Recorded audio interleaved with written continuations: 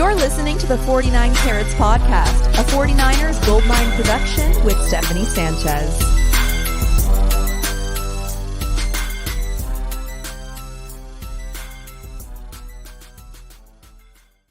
What's going on, everyone? Welcome to another edition of the 49 Carats Podcast. I'm your host, Steph, and I'm joined today with the Jason Aponte, host of the Sprint Right Option Pod, host of Oh Hey There Pod, and writer for Niners Nation. Jay, I missed you, man. It's been a while since you've been on the pod. How's life? Steph, it's a joy, and anytime that you ask me, I will come running. And look at our team right now. 2 wins in a row. And it's so funny how week to week this team looks and what the outcomes are. And now 49er fans are super excited, right now for their team. Not all of them. Not all of them. Well, I've got issues. I've got issues with those fans. But 49er fans on a whole right now, they feel good about their team. And they should. I'm happy. And I know you're happy about your Yankees. So excited. You even brought out the Yankees drip today. I thought they were playing today. They're not. See, I wasn't going to tell anyone. You didn't have to admit that, but you decided to. That's fine. Right. I'm that excited. You might wear the same thing tomorrow. Yeah. I'm that excited. I've been listening to Empire State of Mind by Jay-Z on repeat 30 times in a row just because they won one playoff game. That's how much of a Yankee fan I am at this point. Okay. All right. Yeah. I won't judge you if we wear the same thing tomorrow, by the way. I'm not, that's fair. That's fair. I'd probably do the same. All right, but we got a lot to cover today. As you guys know, I do the weekly preview videos. Today, we're going to be talking about the 49ers defense, all the injuries there, and how they match up against this Falcons offense. So the 49ers, let's start with some news, okay? So the 49ers, they worked out a number of defensive linemen and kickers this week, and they landed on signing kicker Sam Sloman and defensive lineman T.Y. Mcgill to the practice squad. Sloman, he's 10 for 13 in his career. Jay, I know you love kicker stats, so I threw that one in there. And then actually I have Sloman tidbits too, so don't hesitate to ask me, but keep going, stuff. Okay, all right. And then T.Y. Mcgill, former Vikings defensive lineman, he had himself a day against the 49ers in that second preseason game.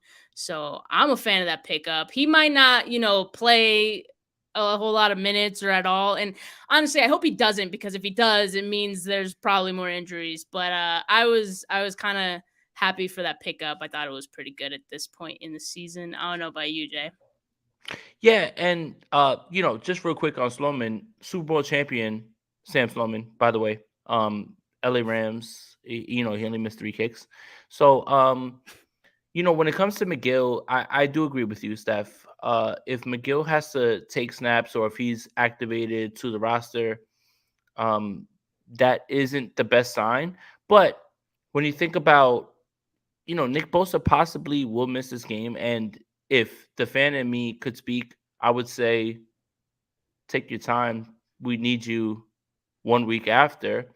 Kerry Hyder, Amenahue, Ridgeway, all these guys can hold it down. Ebukam has been great. I understand he has an Achilles injury, based on the turf. And guess what? The 49ers are back on the turf. So I feel like the outcome of this game has largely turned into, can we just get a win and get guys back on the plane healthy at this point? And look, this is no disrespect to the Atlanta Falcons, but if the 49ers are the team that we believe that they are, especially defensively, Nick Bosa doesn't have to play in this game for them to finish this one off effectively. And I'm not trying to downplay his absence. I'm not trying to downplay Emmanuel Mosley's absence, which is, I'm absolutely gutted for the young man. But when you look at this team, when you look at the way that they were built, all of the things that you believed about this team and was spoken about in terms of depth and roster is true today. And that's what should have you comfy, right? Like, if you really believed all that stuff that you said in the offseason about this defensive line being, having a ton of depth and this roster being super deep, this is, unfortunately, it happened too early. Week 5 is not when you want to test this depth, but here we are, and they still have that depth. So you should still feel the same way. Facts. Yeah, I mean, you said it. I mean, they're already testing this depth, but that's why they have this depth to begin with. I mean, of course, the rotation that they like to do, keeping their guys fresh, is part of it, but also, injuries tend to happen. So, next man up, as they say. Let's talk about some of the other guys who are next man up. So, Tevin Coleman, he was signed to the active roster, and the 49ers re-signed Marlon Mack to their practice squad. They released Kurt Benkert from the practice squad. And as far as injury news goes, I know you guys probably have already heard all of these before, but just in case you guys have been living under a rock, MRIs did confirm that Emmanuel Moseley suffered a torn ACL and he'll miss the rest of the season. And so the question now becomes, what are the 49ers options at corner? And I know we're all patiently waiting for Jason Verrett to come back. He's in his 21-day window to return and get activated to the team. And I'm not so sure that happens this week, right? I mean, they're playing on turf once again. I don't know if we can risk Verrett, and I don't know if he's ready, to be frank. So let's just say this week, if Jason Verrett isn't out there, Jason, like who would you want starting on the outside? They definitely have some options.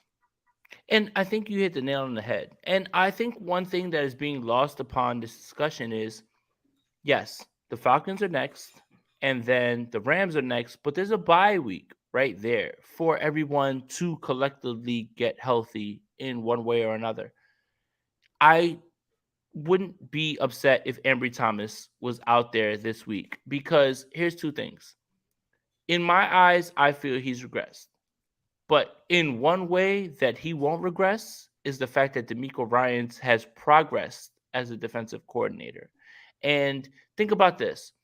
Ambry Thomas, in his first start, was tasked with guarding Jamar Chase, T. Higgins, and Tyler Boyd in some form or fashion. And D'Amico Ryans didn't leave him out there one-on-one against, any of those guys, right? Like, they ran a lot more zone and they pushed things his way. I do believe that the reason that this defense is so successful and the reason that we can rest on the depth of this defense is D'Amico Ryans. So Ambry Thomas can play this week.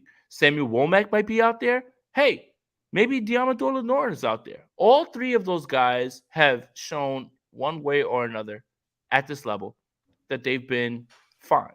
And you can get away with it this week. When you look at the Falcons, and this is what I talk about because so many people are so wrapped up in the whole, well, there's a trap game. You can't overlook the Falcons. Okay, and that's fine. You shouldn't humbly overlook over a team, right?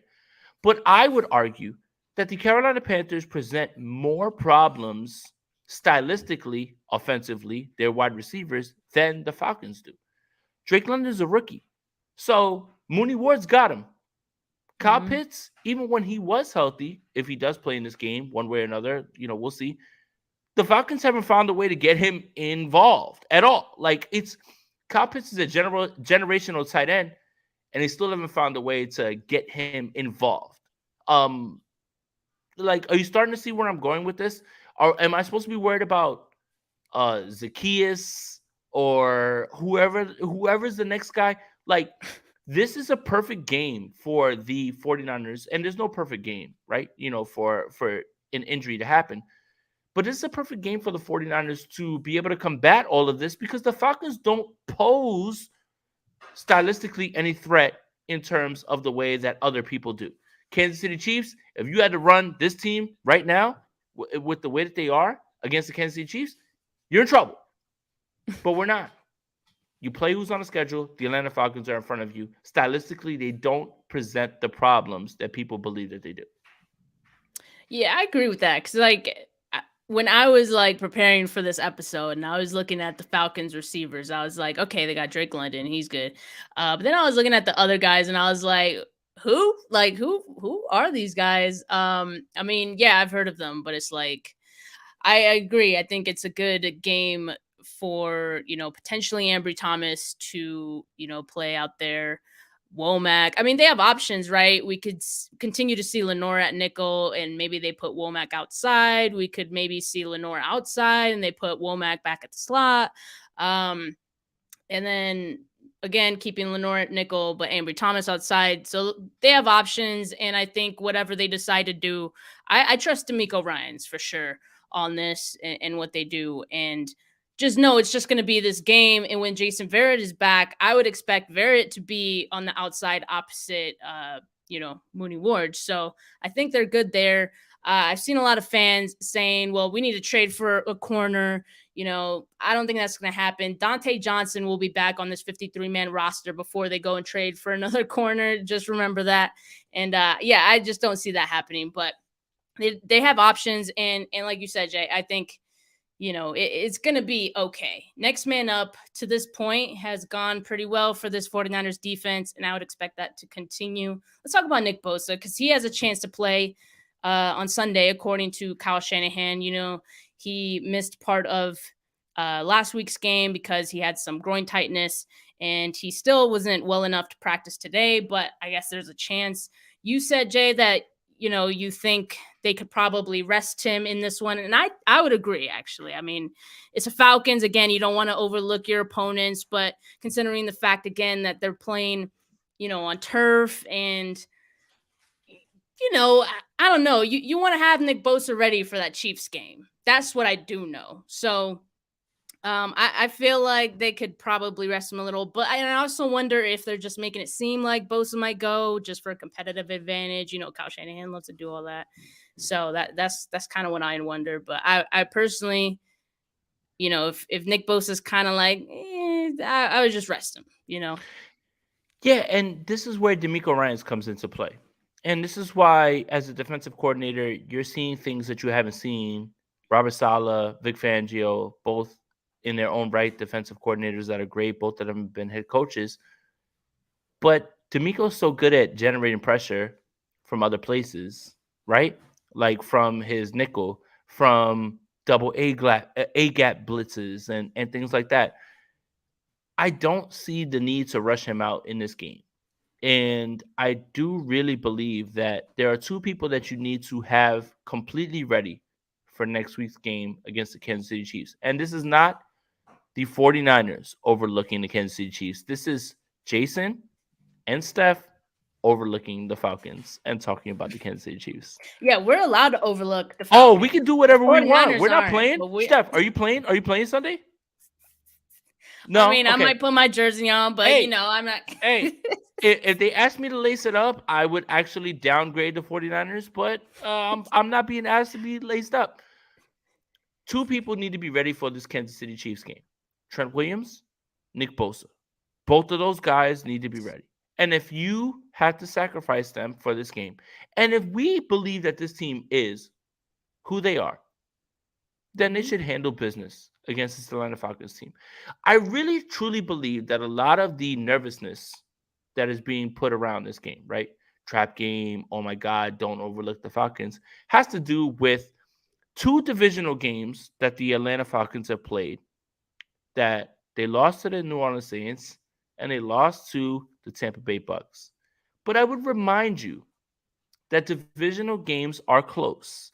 And if the Atlanta Falcons play 3 quarters in the way that they did against the Tampa Bay Buccaneers, against the San Francisco 49ers, that 4th quarter will not be a chance for a comeback. It will be, can you make the score this close?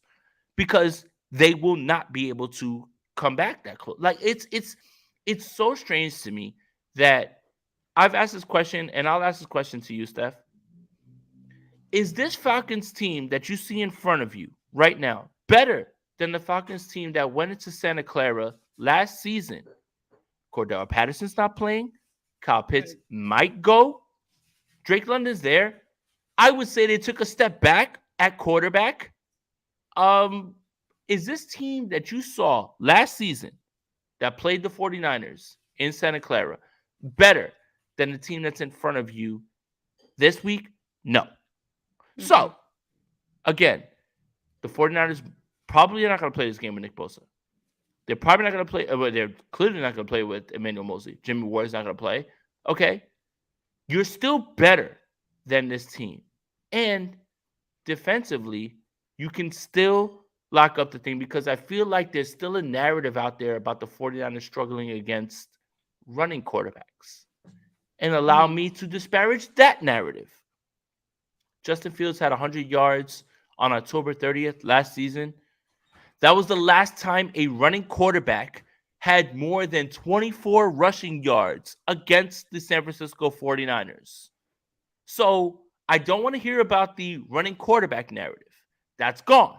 That's completely gone. This is 2020. Stat. That's a good one. Yeah, this is not 2020. This is DeMeco Ryans' defense. So Justin Fields, yes, on October 31st, last season, had 101, 104 rushing yards on 10 rushing attempts. Cool. It hasn't happened since. Kyler Murray was largely bottled up. Every single time you face a running quarterback, the 49ers have answered the bell. Now, you could make the argument, Nick Bosa's not there, Eric Armstead's not there. Okay, fine. But at the same time, this whole idea that Marcus Mariota presents this new challenge that the San Francisco 49ers have never seen or will be somehow blindsided by is overblown. It's just overblown a bit. Come on. Come on. It's still Marcus Mariota, guys. Like, when did Marcus Mariota become the guy that you're super afraid of? Like, I look, I'm not trying to disparage him because he's an NFL quarterback. He's obviously played in the league. But come on. Come on.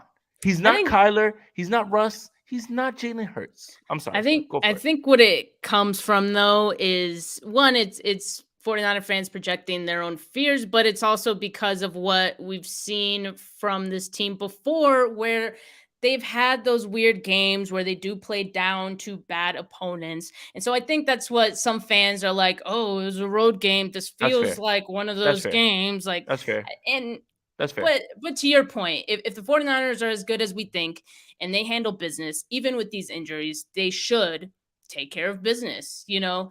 So I think that's what it all comes down to. Let's finish up some of these injury updates. Samson Ebukam and Aaron Banks. That one hurts. Yeah, they both missed practice today because they're both dealing with some tendonitis due to playing on the turf this past weekend. Hopefully they could play. I mean, I don't really know. It's Wednesday, but there's still some time to get them going. Obviously, if Nick Bosa and Ebukam are out, it's not a good thing. Eric Armstead, he's been declared out already, still dealing with his ankle injuries. The 49ers' entire starting defensive line missed practice today. Not great, but also, again, I trust DeMeco Ryans, man. This depth is really good. Steph. Yeah. That line that was run out there for practice is team starting lines. And it is. And this is the point about this team. That's why everyone's excited about this team. That's why when I make declarations like this defense is better than 2012's defense, sure. You want to put your front four up there? Cool. Maybe that front four is better than this starting four. The depth behind this line is not better. It's just not. And it wasn't better in 2012. It wasn't better in 2019. And that's what makes you excited about this team. Kerry Hyder was someone that people completely forgot about. Okay, give him snaps. I'm good with it. He would start for many teams. So, again, this is what you need to remember when you look at this team. Sure, you lost Nick Bosa. Nobody's going to scoff at that. Emmanuel Mosley playing out of his mind. I am gutted for the young man because he was going to get paid and he was playing so well. Jimmy Ward hasn't played. Azeez Al-Shaair. Think about this. Let me ask you this real quick, Steph. If a team lost their starting quarterback, starting running back, starting left tackle, starting safety, free safety, starting linebacker, starting quarterback 2, starting nose tackle, and interior defensive lineman, how many of these teams would actually be able to function properly, let alone us being saying this is somehow a trap game for the 49ers? I think that's the best way to look at it. Yeah, it is. I mean, to say that this is just a trap game is actually a blessing. Like, wow, we're that good where, we still have a chance to win this game despite all of those injuries. And I wouldn't even say we have a chance. I still feel like this 49ers team should be the favorites to win this game despite all of those injuries. So Yeah, I mean, it just speaks to how deep this team is. Look, we're about what 20 minutes into this episode, and we still haven't gone through all the injuries yet. That's how crazy this is right now. Jimmy Ward, he had surgery on his broken hand yesterday, Tuesday. He's in a cast now, and Kyle Shanahan said he could play in a cast, which would be badass. He Club. could, yeah, we love that. In a couple of weeks, brings back those Bowman and Willis vibes. But the team won't know if Get a he'll be pick able with to. the club, Ward. Get a He, pick with the club, man. Please. that's iconic. Like, Oh yeah. put him Oh, out yeah. there with the club. I don't care. I would like to see it, but we won't know for sure if he'll be able to until like after he gets reevaluated in 10 days. But look, the silver lining with that is that Deshawn Gibson has been playing pretty freaking great, I would say, and I would expect that to continue this week. You know, they don't miss a beat at safety. It's obviously a shame that Jimmy Ward hasn't been able to play this season. He only played the one snap. He got hurt on the opening kickoff. Like that's the only snap he's played this season, and that's obviously a shame. Well, he played. All right. So real quick, Steph. He played one snap defensively, but this again speaks to the depth of this team. He played down in the box where Gibson and Hufanga were still up top. This is how deep this team is, and this is what they think of those safeties. Again, so Jimmy Ward played 2 snaps, technically. You know, if you count that, I don't think that counts as a snap, but at the same time, that flexibility and that sort of thought process was something that would have not been even thought about when you think about how he's injured and what Jimmy Ward brings. It's so good, man. I this team is so deep. It really is. I'm sorry, Steph. They're so deep. They don't even know. They have so many good guys. They don't even know what to do with them. Except they do know what to do with them.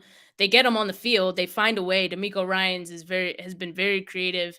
And as you mentioned, like putting Ward in the box. You know, trying to put them on the field. Like get all your best guys on the field. Like that's what D'Amico Ryans is doing at all costs. And so I appreciate that as well, because that is the question, right? I know there were some people who were like, you know, Jimmy Ward has to earn his job back. I had a conversation with someone who said that. Actually, I didn't What, have a man? conversation with some. Yeah, I didn't have a conversation with them because as soon as they said that, I was like, okay, I'm not. I can't even have this What? conversation right now. Yeah, no, it's ridiculous. I wouldn't have said that, but I think it also speaks to the fact that Deshawn Gibson has been so good, and you want to be able to. You don't want to take Deshawn Gibson off the field because he's been good, I think is what it boils down to.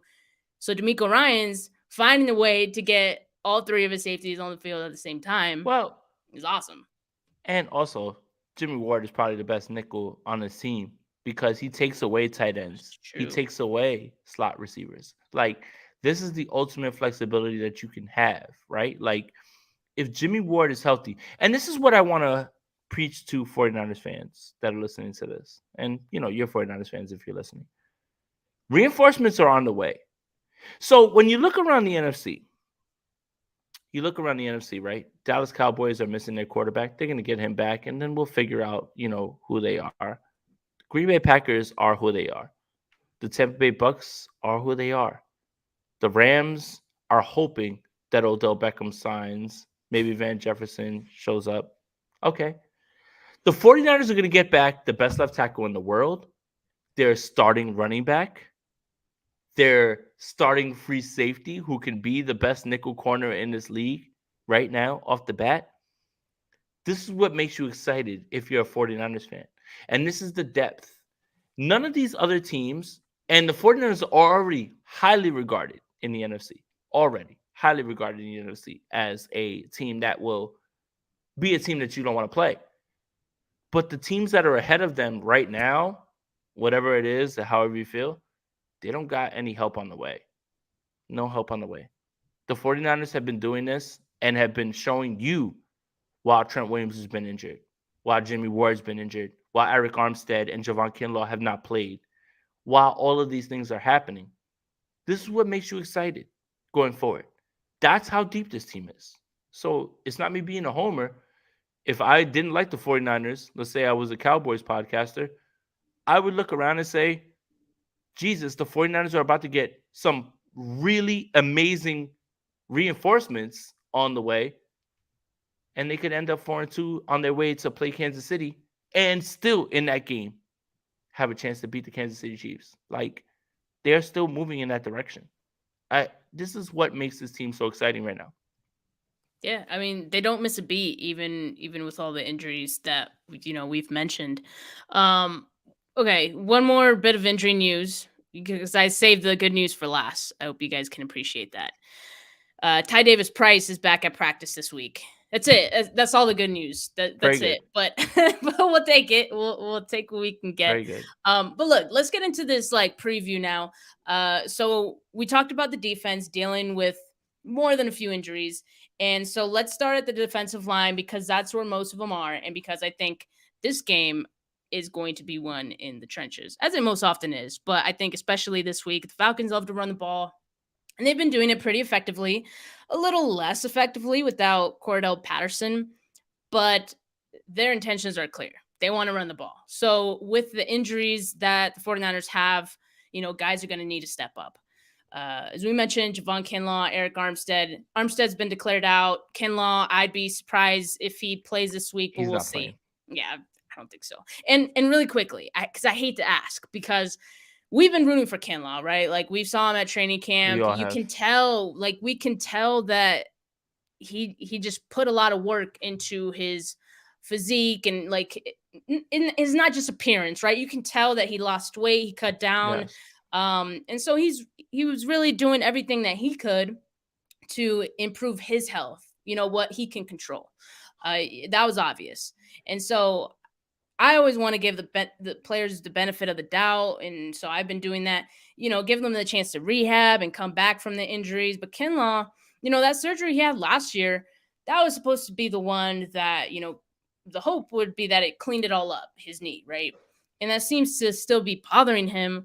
So, I don't know. The 49ers, should we just assume at this point that he's not their guy of the future at, nose tackle? I don't think we should assume that. I think that it looks bad, certainly, right now. And that's through no fault of Javon's own, at this point. Thank you, Christopher. But I don't think it's through Javon's own fault or anything like that. And it's just it's tough, right? I think a lot of what we learned this offseason was we need to start looking at these players as human beings. And these players want to play. There's never a time where a player says, I don't want to play or I'm injured and I can't play. These guys make their money being on the field. And their time on the field is super limited in terms of any moment could be your last moment on this field. So Javon Kinlaw is doing everything he can, I think, at this point. Mm-hmm. I think that I'm still going to take the approach of I can't say what he's going to be, right? But it's not looking good right now, unfortunately. And he'd probably tell you the same thing, with the injuries and everything. They're trying to give him every opportunity. It's not like the 49ers. The 49ers made a concerted effort to make sure that he was drafted. So it's not like they are just like, oh, well, he's just like some guy. But, yeah, I would say that with Javon Kinlaw, I don't know what to make of his time here yet, but I'm not ready to write him off in any way because when I have seen him on the field, he's held up 2 blockers. He's been incredible in the run game. And that is something that's invaluable. Aside from just being a healthy body who can continuously get after linemen. And that's what makes this line so deep and dangerous. But at the same time, I think we're all rooting for Javon Kinlaw. But I think it would be fair to say right now that we don't know at this point. And it's year 3. And that, for some fans, is frustrating, and I understand that. Yeah, exactly. That's the unfortunate thing. And so we've all been very anxious waiting to see, what is Kinlaw going to do this year? And, we just haven't been able to see that yet. So hopefully the 49ers get him back soon. But in the meantime, Kevin Givens, he's been a guy who has stepped up pretty big. And he even he's been great. He's got some love from Baldy breakdowns this week. We love to see that. And this week he's going to be matching up most against the Falcons right guard, Chris Lindstrom. And statistically, he's probably the Falcons' best offensive lineman. He's given up just 1 sack, 5 pressures on the season, but he also graded out well in run blocking.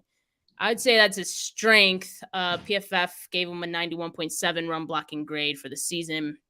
So I'd say this is probably a big matchup for Givens. It might be a bit of a challenge, but as we said, Givens has looked great so far. And so that is a matchup for me to watch, right? Because when we talk about the Falcons and how they like to run the football, clogging things up in the middle is going to be huge for this defensive line. Now, yeah, go ahead. No. I hear you, and I think that's a great call when it comes to Lindstrom. But here's where I'm gonna bank on D'Amico. D'Amico's not gonna just let that fly over and over, right? And just say, "Oh, front four, go get him," right? Like, when you think about the way that Fred and Greenlaw have actually been blitzing way more, even if it's still at a lesser rate than most teams, they still have eyes on all of those things. And I do think that this is the week where I'm going to call it. This is going to be a D'Amico masterclass, like where D'Amico has this front four that is largely replacements, right? And we don't know the totality of it, right? Like we don't know if Ebukam going to play. Okay, but either way, I'm going to hitch my wagon to D'Amico Ryans and being able to stop this run game, apply pressure with Fred, with Greenlaw, with whoever's going to be there at nickel. Send a little bit more. Trust the fact that you have a cover corner on the back end who will be able to knock off one guy easily, right? This is something the 49ers have not had in a long time, right? Like, Emmanuel Mosley might have been that, but let's just, unfortunately, I don't want to talk crazy about him because he's injured. Mooney Ward's been better. Mooney Ward's been better for years now when it comes to that. So, yeah, I do trust in D'Amico Ryans when it comes to this. Like, if you look at the names on the front four, it could easily get you discouraged. And you could easily look at those names and say, well, it's not exactly great. But when you realize what they're good at, what D'Amico is about to put them in position to do, I don't necessarily get as worried. And again, this has to do with opponent. Now, if we were doing this before a Kansas City Chiefs game and this was the defensive line, I'd be scared to death. Travis Kelce is going to be out there against who? What are you going to do on the back end? You can't just send Fred and Greenlaw with Kelce out there. Like, those are the things that you have to ask questions about. But we're talking about this week.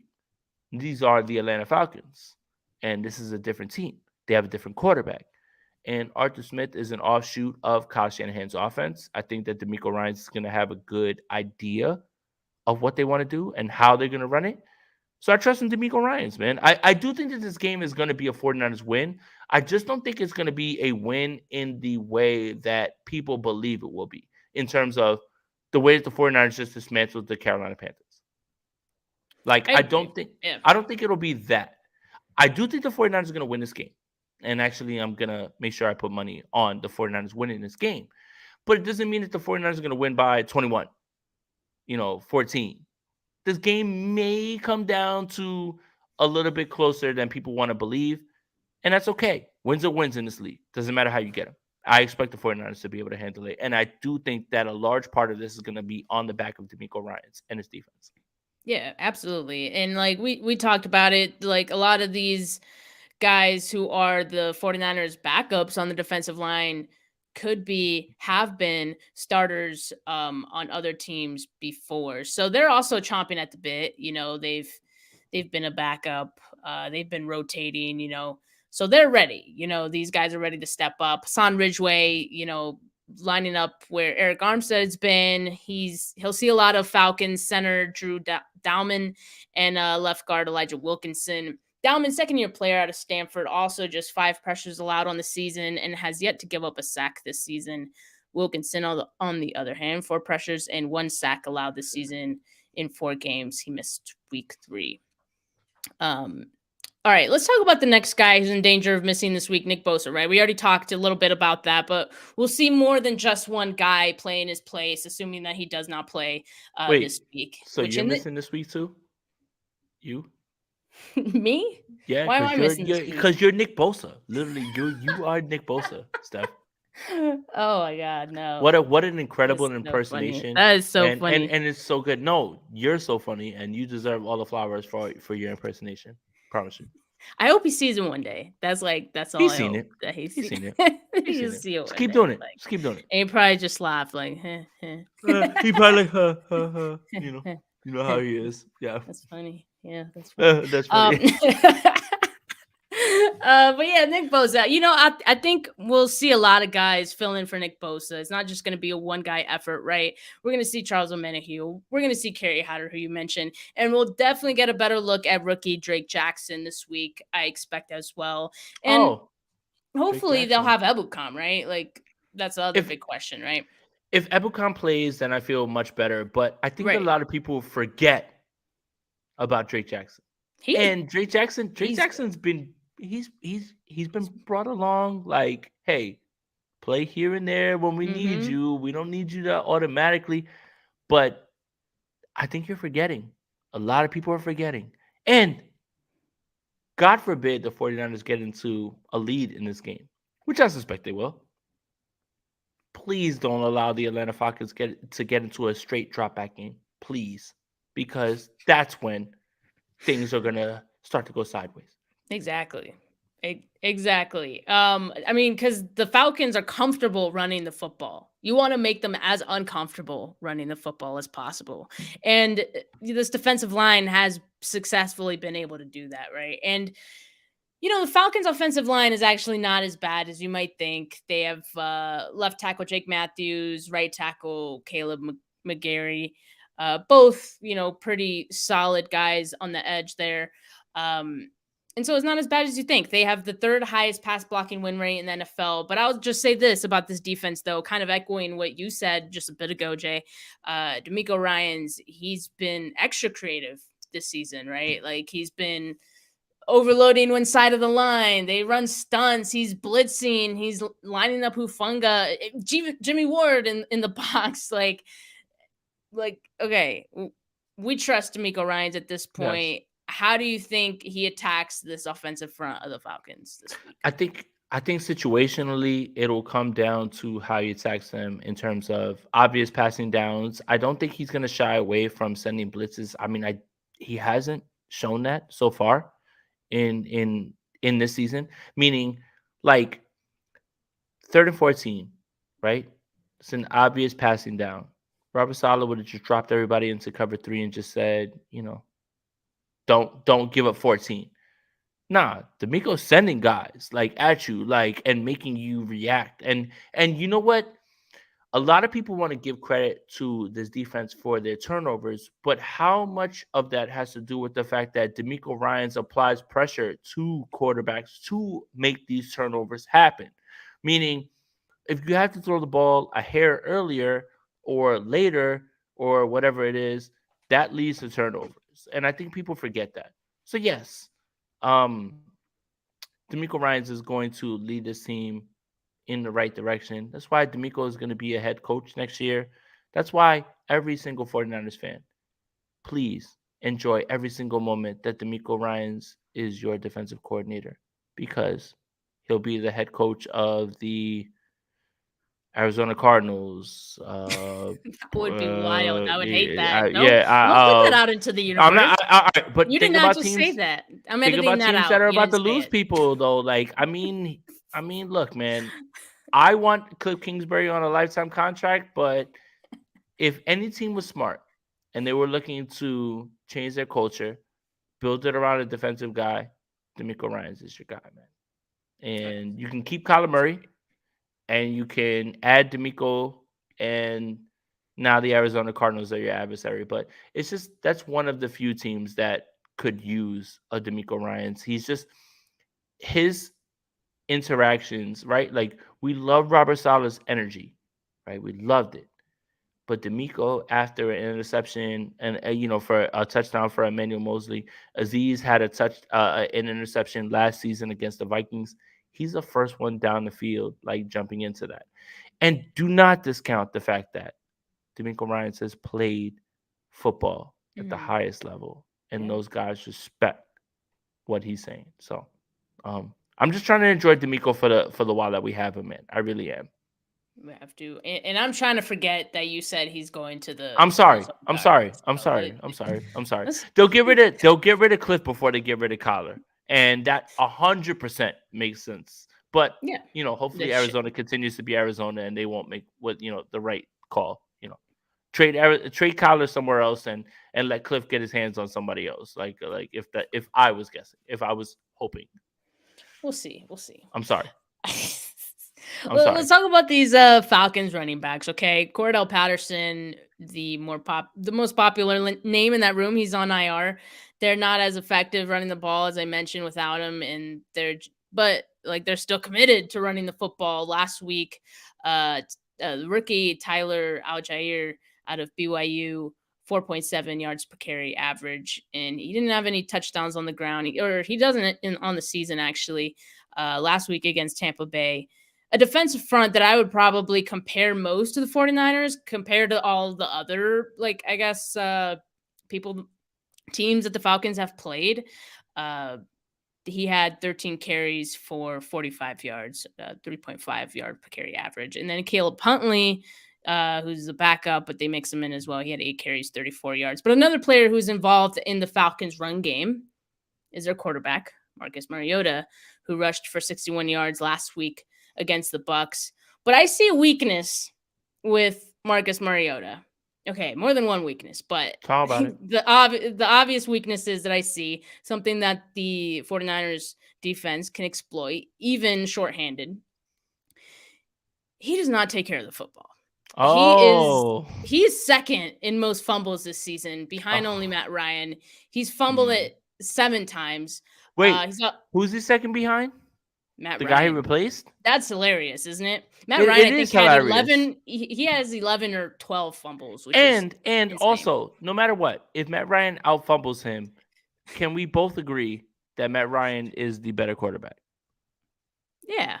I mean, yeah. So, again, my question to 49er fans, is this team that you saw last season better than the team you're about to see this season? Steph? No, man. No, man. Oh my God. No, I mean, and like I said, this defense could definitely, like, if I'm D'Amico Ryans, I'm looking at that and I'm like just, chomping at the bit because, this, you can tell, throughout training camp and, even from what we've seen through these first 5 games, this 49ers defense, D'Amico Ryans, they've put an emphasis on, generating turnovers. And so I'm looking at 7 fumbles from Mariota, and I'm thinking, let's get the 8th. Let's get the 9th. You know what I mean? So, that would be my focus because even a less talented backup, less talented, quote unquote, right? Because this defensive line, even the backups are quite talented. Even they can get, generate some turnovers and, get some fumbles, things like that. But Mariota has also been sacked 12 times. That's 9th most, tied with a bunch of other quarterbacks. And now the Falcons, the interesting thing with them is they have the 2nd lowest pass attempts per game. Like I mentioned, the fact that, they love to run the football. And the 49ers are where in run defense? Exactly. Yeah, I know. So it's kind of like something's got to give, right? The Falcons are going to, at some point, I don't think they're going to get much going on the ground, hopefully, right? And they're going to have to throw the football. And what's going to happen? Well, Steph, it sounds like you're talking yourself into a 49ers victory, no matter who's out there. This is what I do every week. But this is my thing, man. It's like, okay, I applaud 49ers fans who are humble and take the any given Sunday mantra, and they use that. I applaud you guys.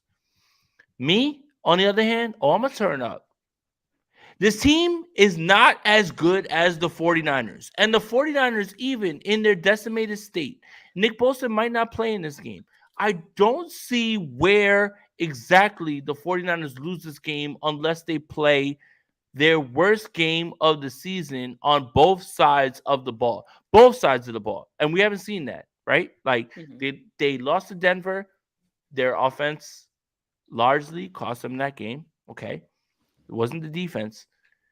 I don't see where the Atlanta Falcons threaten the San Francisco 49ers, even in their decimated state with their injuries, to the point where you should sit there and be worried about this game. Sure, the game is going to be closer than you'd like it to be. I agree with that. But this 49ers team will win this game because they're better. They're just better. And they're better coached. They have a better roster. They have better depth. All of those things. They are better. And that's where I start to judge people when they say things about, well, trap game. I can overlook the Falcons. I'm Jason Aponte. I'm Jason Aponte. I'm not playing. Okay. I'm not playing on Sunday. I can overlook the Falcons. I guarantee you, Kyle Shanahan and the San Francisco 49ers will not be overlooking the Atlanta Falcons. Kyle Shanahan's looking at, some Falcons defensive player in his microscope right now as we speak. Probably. If it's a white linebacker, you're cooked. That's it. That you're getting cooked.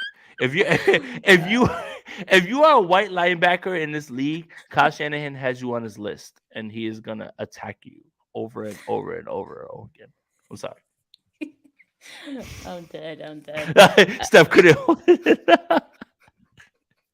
No, because I just saw that podcast clip of like they don't even let white guys play cornerback, right? The Kelseys, right? The two Kelseys. So look, I love George Kittle, but Travis Kelce is clearly the best tight end in football. Clearly, like hands down. Like I don't want any more discussions about this. But we can't argue about it anymore. They were talking about cornerbacks and who speaks the most trash, and they were like, it was DBs, and they were like, yeah, it's so bad that they don't allow white players to play cornerback anymore. And it's like, can you find the lie? Look, this isn't our statement. This isn't, Puerto Rican Jay and Steph. You're Hispanic, right? Like, yeah. Mm-hmm. This isn't Steph and Jay's opinion. These are two white guys who play in the NFL. Like, that's their opinion. But yeah, I thought it was pretty funny. I literally just watched that clip right before I got. Yeah, me too. That's why, you saying that. That's why you saying that. Hell, made me laugh. But speaking of tight ends, let's talk about the Falcons tight end. Kyle Pitts, second-year player. Last season versus 49ers, he had 7 targets, 4 receptions, 77 yards. Of course, one of them was a big catch. Then. One of them was a really big catch, though, down the sideline on every time. Kyle Pitts is really good at football. He's good. Let's just say that. Yeah. No, he's good. He missed last week. And so after 4 games this season, though, he's averaging 5.5 targets, 2.5 receptions, 37.5 yards. So as a 49ers fan and a fantasy manager, I knew it. I'm gonna ask you, because I drafted him in one of my leagues. What the hell is going on with Kyle Pitts, man? I don't know that you have a better option sitting on somewhere on your waiver wire, anything like that. So if you drafted Kyle Pitts where you did, this isn't the week to bench him. But I will say this: he's been benched, man. Yeah. Because I've been okay. No, really quickly. I'm gonna segue out of our preview really quickly to talk about fantasy football really quickly. Okay. Because last week, he was out, and I was already thinking of benching him because he's been. It makes it easy when he's out for the game. Yeah, right? yeah. He hasn't done anything, right? So I was like, okay, shit. I picked up Tyler Conklin, who had been, he probably had. How much did Tyler Conklin give you this week? I'll share that in a bit. The lowest he had before last week was like he was a tight end 3 points. Yeah, he was a tight end 3 something points. So I'm like, okay, that's his floor, like 8 points. I'm cool with that. I could do that. And then I also picked up on a whim. What's his name? What team? the other guy, Taysom Hill. I picked up Taysom Hill too. Oh, I started So Taysom Hill. I picked up both of them. And I was like, okay, Taysom Hill's lowest total this season has been like 1 point or something like that. So I was like, that's his floor. So I'm Steph, like, we're in okay, the same league. I started Taysom Hill in our dynasty league. The problem, Jay, is that I didn't start Taysom Hill. I started. This was the week to do it, man. I promise you. Look. I got pushed against the wall in the same league that we're in, our dynasty league. I had Dawson Knox. He was knocked out as out, and I said, well, you know what? If I'm gonna take a swing on any tight end at this point, I am gonna take a swing on Taysom Hill, who is on my roster. Goodness gracious, Steph, I lead the league in points, everything. Sorry, I don't want to brag. I'm just saying, man. I started Taysom Hill this week. So you can just imagine. To answer your earlier question, Conklin got me 0 points. He was only targeted once. Oh, I know. I started him. What the hell was that, man? So I'm pissed. And needless to say, I won't be starting Kyle Pitts this week because he's going up against the 49ers defense. So things won't get any easier for Kyle Pitts. All right, so fantasy football. Let's just keep it like this. Who are your other options? I told you Are you going to run back to Conklin? You're going to run back to Conklin? And if you play Taysom Hill this week, I promise you, you're going to get burned. I promise you, you're going to get burned this week if you play Taysom Hill. This doesn't help. It's not a good feeling. It's not a good feeling to have Kyle Pitts right now. Promise you. Look, I'm not expecting Taysom Hill to get 40 points again. That's not what I'm expecting. That's not gonna happen. But he just needs, if he at least gets me like 8 points, I'd be happy. Then again, if Winston is back, if you need eight, then start. I'll be happy with 8. Do you know the most points I've gotten from my tight end position this week or this season has been like, well, it was Kyle Pitts' best game of the season, 13.7 points. They threw him the ball actually. All right. So look, to wrap up your fantasy football question. Yeah. If you have Kyle Pitts where you drafted him, you're starting him this week. But the 49ers have been incredible at locking up tight ends. But you don't have a better option unless you are just going to throw a dart at a wall and hope. You know, Taysom Hill. Right. Well, no, Taysom Hill, that's You're different. like, wait, no. Ooh, man, I'm so glad that I started him, man, this past week. But yeah, oh, sorry, Des. Yeah. But at the same time, look, Kyle Pitts is a threat, and he should be viewed as a threat. Real football, not fantasy football. Real threat. Like he should. Yeah. Like Kyle Pitts is not a tight end. Like I said, he had 77 yards last season against the Niners. Yeah, but Kyle Pitts is not a tight end. Like, can we like start to like change the narrative with that? Kyle Pitts is a wide receiver masquerading as a tight end.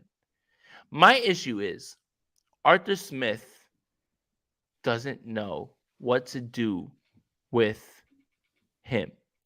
And that's the issue that I'm fine with the 49ers because they still don't know what to do with him at this point. And he's got a hamstring injury. Yeah. Those things linger. Mm-hmm. Those things linger. So does Kyle Pitts show up in this game and just, he's 100%? I'm skeptical. So unless you have a better option on the bench where you feel super safe, you got to start him. You got to start him. I'll text you later, okay? You got to start him. Steph, you got to start him. Okay, fine. You got to start him. And look, every team that I have Kyle Pitts, and this is every single team that I've done a redraft league in, I do 2 tight ends. The team that I'm most successful with, I drafted Travis Kelce and Mark Andrews. Back to back. Jeez. Yeah. See? Tight end and flex locked in every single week. No questions asked. That's money. But though. I'm in 2 leagues where I drafted Kyle Pitts and George Kittle. I'm sick right now in both of those leagues. But at the same time, you've got to run Pitts out there if you got a shot. All right. Okay. Yeah. Fine. You got to run Pitts out there if you got a shot. All right. But okay, because I was looking up stats and I was like, okay, yeah, I'm definitely not doing this. 49ers defense holding opposing tight ends to an average of 6.2 targets, 4.2 receptions, 27.6 yards a game. That's pretty But Steph, low. I would ask you this. Steph, real quick. The 49ers have played 5 games, right? Okay. Yeah. So week 1, Cole Kmet, whatever, in the rain. Nobody cares. Week 2, Noah Fant. Nobody cares. That was the Seattle Seahawks are the best offense the 49ers have faced so far too. Deal with it. That's just a fact. Deal with it. Week 3, Albert O. Mm-hmm. Yeah. Week 4, this past week, Ian Thomas. Oh, you miss Higbee. Oh, Higbee? Whatever. Whatever. And then Albert O.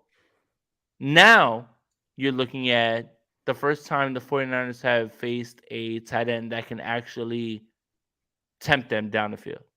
Right? Like the reason I want to go back to Higbee is because the Rams were, using him a lot, high volume, lots of targets. They shouldn't be using him a lot. He skewed those numbers, like yes. Those stats that I just posted. And so you're just saying Pitts could have a... Well, what I'm saying is this, is Tyler Higbee shouldn't be the second target when Allen Robinson is your wide receiver 2 on that team. Like Tyler Higbee being there as a safety valve. For me, if you're going to play anybody this week, Kyle Pitts has to be in that discussion. And you know what, Steph? Let's talk about it later on. Text me. I know. I'm like, why? I'm getting back to the preview, Jay. You're over here still trying to convince me to start Kyle Pitts. I'm starting Kyle Pitts. I just need somebody else to jump into the pool with me. I don't want Kyle Pitts to have a good game. No, man. I don't want him to have a good game either. But you know what? There's a world where Kyle Pitts has a good game and the 49ers win. That's the world I want to live in. Do you want to live in that world, Steph? I do. Okay. And, credit to these 49ers linebackers for always limiting opposing tight ends. Fred Warner last week, he didn't allow any receptions to anyone, really. I think he was targeted 3 times, no receptions allowed. He had 9 tackles, 2 tackles for loss, 6 stops, a sack, and a pass breakup. Man does it all. And Drake Greenlaw, he also had 6 stops, 9 solo tackles, allowed 5 receptions for 32 yards. I'm sorry, He's Dre. been incredible this season as well. I'm sorry, Dre. I'm sorry. You got me. Does he deserve an apology? L. It's on my head. You got it. All right. Well, okay. Greenlaw, I know. I mean, after week 1, you thought to yourself, man. Same old Greenlaw. Yeah. I mean, and it's incredible because, like, I don't know what's flipped. He flipped the switch and he got that extension, which normally it's the other way around, right? You get that extension and you're like, relax. Okay, I got my money. He just like, you know what, though? He did relax, though. He did relax. And this is what I'm going to say, Steph, is everything that we wanted from Greenlaw was to be controlled aggression. Controlled. Mm-hmm. Like, control it. He feels good now. Like, yeah. And you know what? I am always happy to be wrong on my 49ers takes when the player succeeds. So I've got 2 L's that I need to hold on this 49ers defense. 1 for Drake Greenlaw, 2 for Talanoa Hufanga. Thank you. Thank you guys for allowing me to hold those L's. Well, I've been holding L's myself. I was pissed off that the 49ers, were going to, it's in my words, trot out Tevin Coleman over Jordan Mason. And hold up. But I was Tevin Coleman hates the Carolina Panthers. Yeah. Tevin Coleman. I don't know what. Happy to be wrong about that one. And I think he does it again because it's a revenge game. Talk to him. All right, real quick, Steph. I don't want to take over your show, but I want to ask you this because revenge game is the only narrative that matters. There are 4 revenge games right now on the docket for the San Francisco 49ers. All right. Tevin Coleman, Daniel Brunskill, Kyle Shanahan, Bobby Turner. Whose revenge game is it? It's everyone's. And that's... Yes, everyone. It's like, you get a revenge game. You get a revenge game. Everyone knows. You know what? I don't care what anybody says. The way that this league is set up, when you face a team that either has employed you at one time and didn't believe in you and this and that, It's on. there's a revenge game. Oh yeah, There's a revenge game. And on. do not tell me that Kyle Shanahan's sitting there and saying, well, I mean, it's just the Atlanta Falcons and, we got a lot of guys. No. Kyle Shanahan. Not the inhale. Yeah, the inhale is the best part.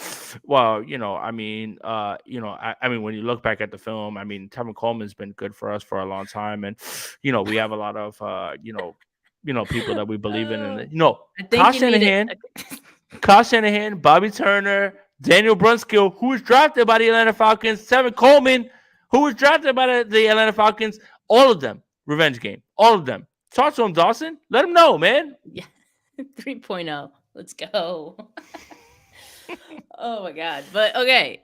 All right. Yes, revenge games all around. We love it. We love that narrative. Good talking point for the week, Dre Greenlaw, back to him. He actually leads the leagues in stops. He's 6th in total tackles. He's been all over the place. All right, let's talk about these Falcons wide receivers. Mm-hmm. Drake London, we talked about him a little bit ago. Talented player. Impressive start of the season, but the last 2 weeks he's been pretty quiet. Like Very week quiet. 4 against Cleveland, 7 targets, 2 receptions, 17 yards. Week 5 against the Bucks, 7 targets, 4 receptions, 35 yards. And don't get me started on the other Falcons wide receivers because I don't know anything about them. I mean, Zacchaeus. I don't even know who else is like supposed to line up. This is again, 49ers fans. I applaud you for being humble. Yeah, Hodge. I applaud 49ers fans for being humble. I applaud you. I really do. Me? I'm gonna turn up though. When I look at this roster, when I look at these wide receivers, Julio Jones ain't walking through that door. No matter what you want to say about his diminished self right now at this point, he's injured again for Tampa Bay. But this is all right. This is actual football analysis, real quick. Styles make fights in this league. They do. And a roster doesn't need to be better than another roster to give that roster problems, if that's the best way. I don't even know if that makes sense. But what I mean by that is there's teams that aren't better than you, but that can cause problems to your team, that can cause problems and eventually lose you a game. So in 2019, right? 2019, the Atlanta Falcons roll into Santa Clara. They've got a bunch of injuries. Julio Jones is still on that team. Matt Ryan is still on that team. The biggest thing is Grady Jarrett was on that team, and he exposed a wart with that interior offensive line that would eventually show itself again in the Super Bowl. But that's where I'm at right now at this point is Grady Jarrett's not enough to overcome the fact that this roster on the other side is barren and it doesn't compare. So I will give you this. Sometimes teams lose to inferior opponents, but I would argue that those inferior opponents pose bigger matchup issues than you wanted to believe. And sometimes those matchup issues can lead you into a game that they can win. But this team doesn't necessarily do those same things. Julio Jones in 2019 was still that guy in 2019, even if it was for that one game. Grady Jarrett is still there, but it can't just be Grady Jarrett alone. So this is where I start to ask questions about how do you score points? How do you stylistically beat this 49ers team, even in a diminished state with all the injuries? And that's where I'm at with it. It's not me trying to disrespect teams, overlook them, anything like that. Stylistically, can you do things that impact the 49ers? Can you do things that put you in a position to put the 49ers in a comfortable situation? I don't know if the Falcons have that, and I don't think they do. That's why I have the 49ers winning this game. It'll be a little bit closer than people want. It'll be a little bit closer than people want. Maybe they win by 10. Maybe they win by 7. Maybe they win by 3. But I just don't feel in this way that this Falcons team, properly constructed the way that it is, can present those challenges that previous Falcons teams have. That's it. And that's actual analysis.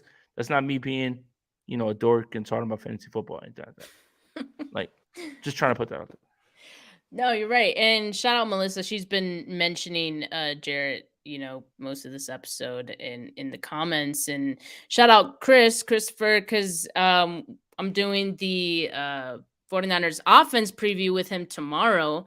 So you guys tune in for that, because we'll talk about all of those Let's matchups go, for the Christopher. You 49ers about to cook offense. on this offense. You He's about to gonna just cook. tell everybody that Jeff Wilson's going to go for 125 and Coleman's going to have 2 touchdowns. I love it. Christopher's in a prime spot, man. Yeah. All right. We're over an hour here. Let's just get through the 49ers secondary really quickly. Mooney Ward. Mooney Ward is him. All right.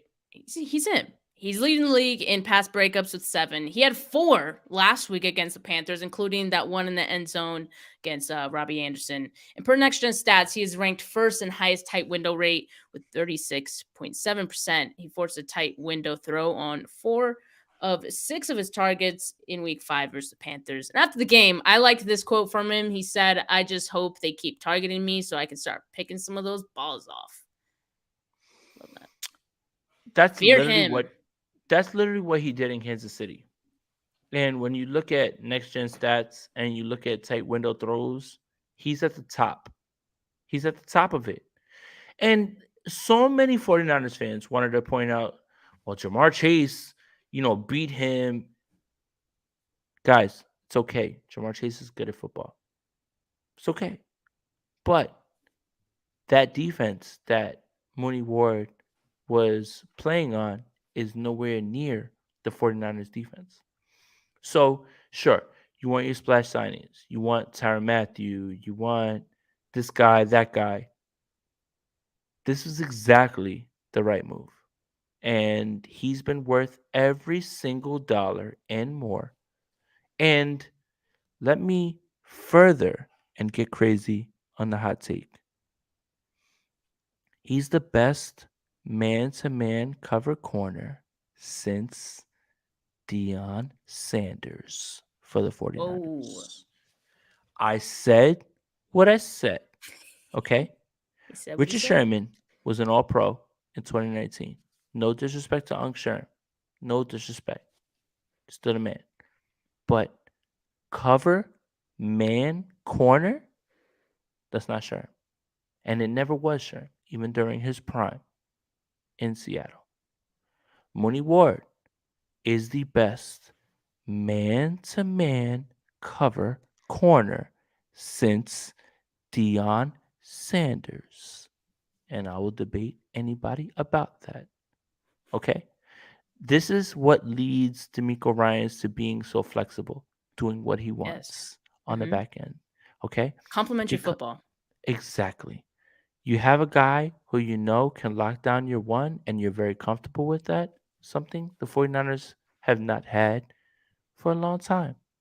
Deion Sanders played 1 season in San Francisco, Santa Clara. But Mooney Ward is the closest to Deion that the 49ers have had for any corner since then. I don't feel it's a hot take. I don't feel that it's something that, should be debated at this point. And no disrespect to Uncle Sherman.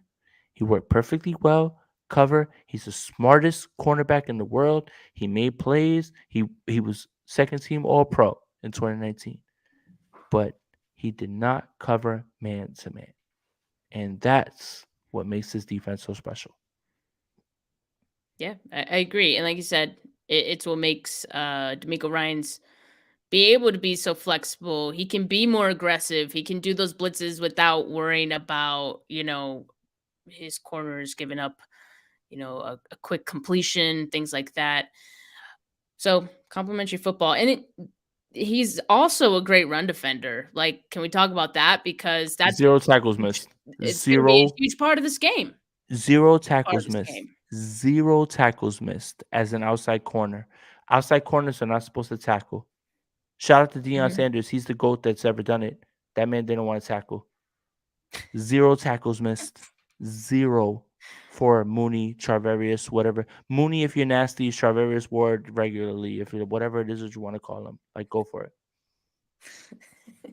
Now let's talk about these safeties. All right, just to to cap off our show here. Deshawn Gibson, Talanoa Hufanga. You already mentioned you're holding an L on Hufanga. They're still both in the top 5 of the highest graded safeties on PFF. We talked about, how good Gibson has been, and kind of unexpected. Like going into the season, we were worried about the safety position. That was something it was a question mark for us. We were just hoping it would turn out well. And again, D'Amico Ryans. This is why you got to trust D'Amico Ryans because, yes, credit to Hufanga and credit to Deshawn Gibson. Credit to Hufanga because going into the second year, you can tell he put in the work. He did everything he could to, up his game. But D'Amico Ryans is the way that he's using him. It complements Hufanga's strengths. He's putting him in those positions to win, and that's what he does so well, D'Amico Ryans. So what has having Hufanga meant for this defense and for Ryans' flexibility in what they're able to do on defense? I think you're spot on when you talk about, D'Amico Ryans using him to his strengths, but I also think that our concerns kind of underplayed what Hufanga could be. And what I mean by that is he has 2 picks this season. Should have had a third. That was Deshawn Gibson's 1 pick, and that was in Seattle. But I would argue that that was the best play Talanoa Hufanga has had in his NFL career, meaning as a single safety, having to cover Tyler Lockett and cover him so well that you were able to jump the route underneath, have it bounce off your hands and get into Gibson's hands. It alleviates the idea that we were worried about, will he be a liability in coverage? One thing that you really cannot, I guess, evaluate, find, nose for the ball. And he's somehow always around it. Always. Always. And there's nothing that needs to be said about those things. Like, D'Amico knows when to put him in spots where he can just fire and run down the line and go for it. It's fun. But having the trust in him to, on the back end, cover Tyler Lockett, who, I implore any 49ers fan to go look at all of his stat lines. He's been crushing it this year in terms of the way that Geno Smith's been getting him the ball. He actually had a pretty good game against the 49ers, but it didn't matter. Yeah. They didn't Seattle's score points. Been cooking now. But putting Talanoa Hufanga in a spot where he can cover those guys, it just implies that Hufanga has 2 things in his favor. One, he's working harder than anybody else is in terms of the film room and looking and the way that teams are attacking because he can see it happening before it happens. Literally, his pick 6 against the Rams was the same thing that Jimmy Ward had in that same Monday Night Football last year against the Rams. The same exact play. But that goes to show you a guy who is prepared and is sure of himself, and right now isn't taking any false steps, knows what he's looking at, and is playing fast and downhill. Shout out to Talanoa Hufanga. I've got to hold a big-ass L when it comes to me being concerned about him because he has been lights out at the strong safety position, man. And I love Jaquiski Tartt. Love him. Big Jaquiski Tartt guy. That's my homie. It's a big homie. But Hufanga has done things, turning the ball over, that just he hasn't so far. And I don't think there's much of a debate when it comes to that. Yeah. And you don't even have to say that. Like, it's no knock on Tartt, It's not. It's just Hufanga has just, I don't even think we were expecting this type of second year leap from him. So, we just got to give that credit where it's due. And, hopefully throughout the season, he continues to get even better. Is that asking for too much? I'm like, man, can he get even better? Like, that's the crazy part. I think he He's can. only in his second year. That's the crazy part. I know. I think he can. That's the crazy thing. So, yeah, dude. All right, Jay, thank you so much. This has been a really fun episode. from all the fantasy football talk. Fantasy football, me just rambling, all the that Kyle stuff. Shanahan impression. Let's talk about that because I think you need to do a TikTok of your Kyle Maybe, Shanahan right? impression. Like I seen you kind of run with it, and I'm like, man, you know what? My Kyle impression, I've got the Kyle hat, I've got an outfit that is similar. I think I can pull it off, but you know what, man?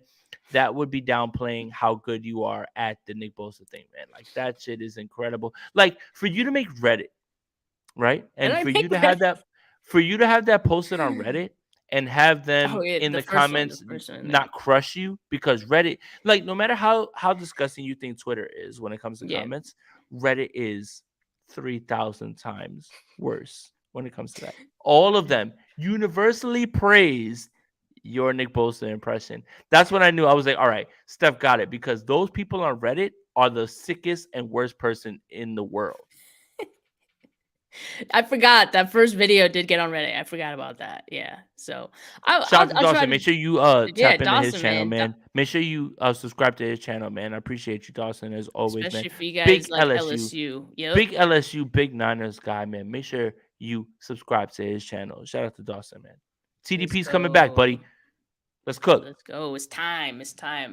But Jay, yeah, man, thanks so much. You guys watching, thanks for tuning in. And make sure that you like, subscribe, give us a thumbs up. Not Matthew McConaughey. You know what to do with that like button. Give it a thumbs up. And appreciate you guys. Have a good rest of your night, y'all. Peace.